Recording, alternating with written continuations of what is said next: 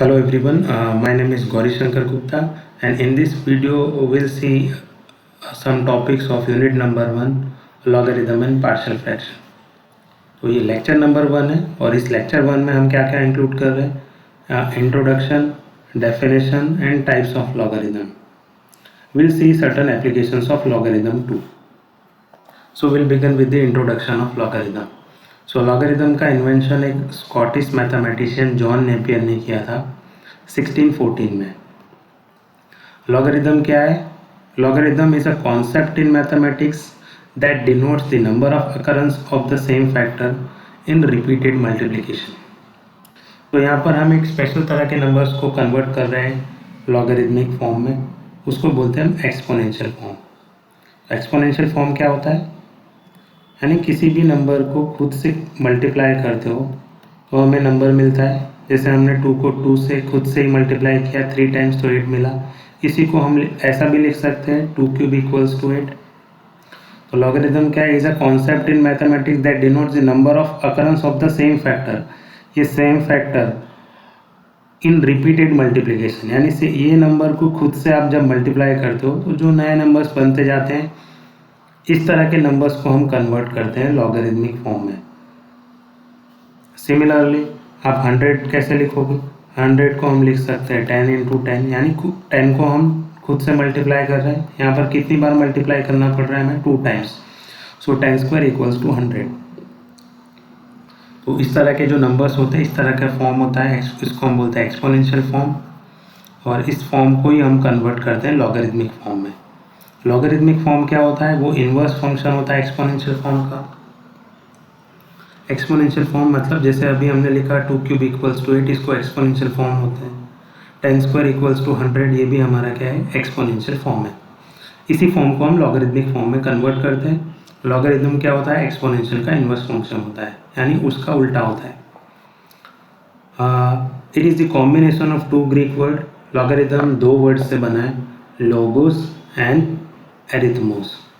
यहाँ पर लोगोस का मतलब होता है रेशियो. इसको आप प्रपोर्शन भी बोल सकते हो, रेशियो या प्रपोर्शन. एरिथमोस का मीनिंग होता है कोई नंबर. तो इन 2 वर्ड से बनता है logarithm. Now will see the definition of logarithm. So every positive real number y can be expressed in the exponential form as a raised to x equals to y. इसको हम exponential form बोलते हैं. अभी मैंने explain किया था, जैसे 2 cube equals to 8, ऐसे a raised to x equals to y.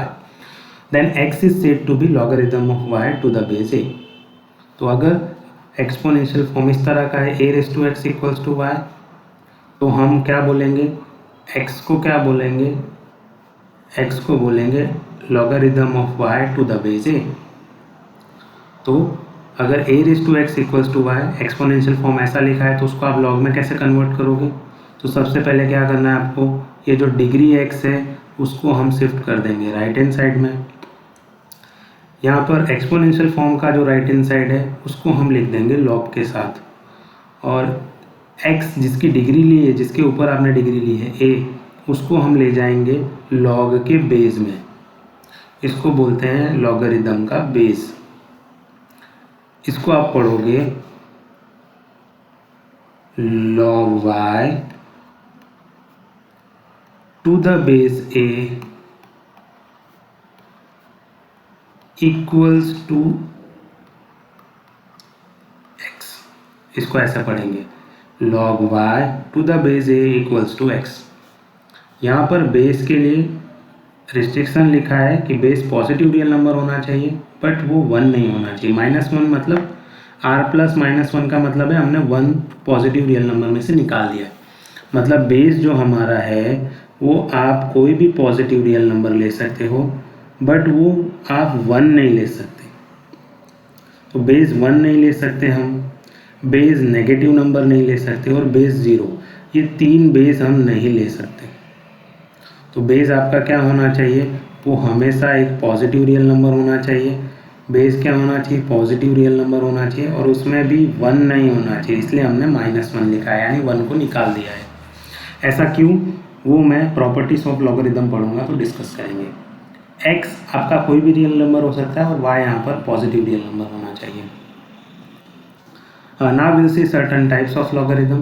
तो लॉगरिदम के बहुत सारे टाइप होते हैं, बट यहाँ पर मेनली हम कॉमन लॉगरिदम, नेचुरल लॉगरिदम और बाइनरी लॉगरिदम डिस्कस करें क्योंकि ये ज़्यादा यूज़ होते हैं।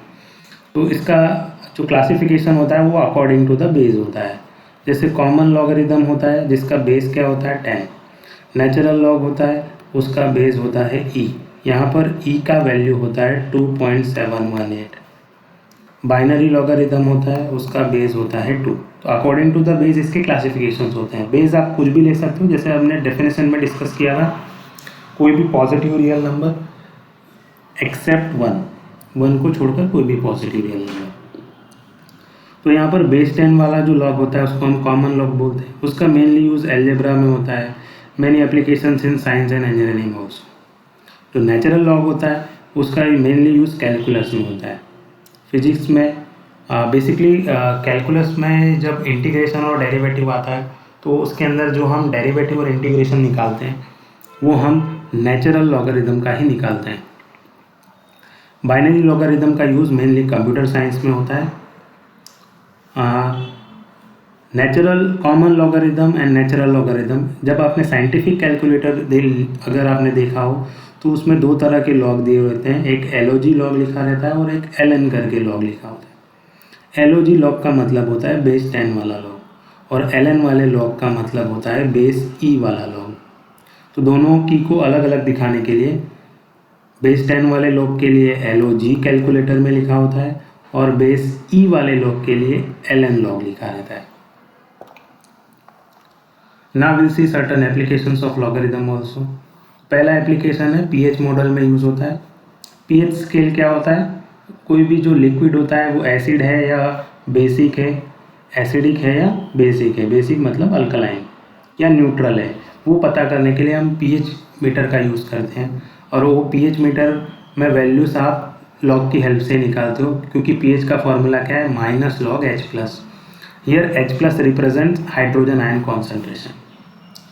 तो मतलब कोई भी लिक्विड एसिड है या बेसिक है वो हमें कैसे पता चलता है, वो पीएच स्केल आता है उसकी मदद से हमें पता चलता है। जैसे पीएच अगर 7 आ रहा है तो 7 मतलब न्यूट्रल होता है, ना ही वो एसिड होता है ना वो बेस होता है, बेसिक होता है। जैसे पानी का पीएच 7 होता है तो पानी का पीएच 7 होता है तो पानी ना ही एसिडिक होता है ना बेसिक होता है।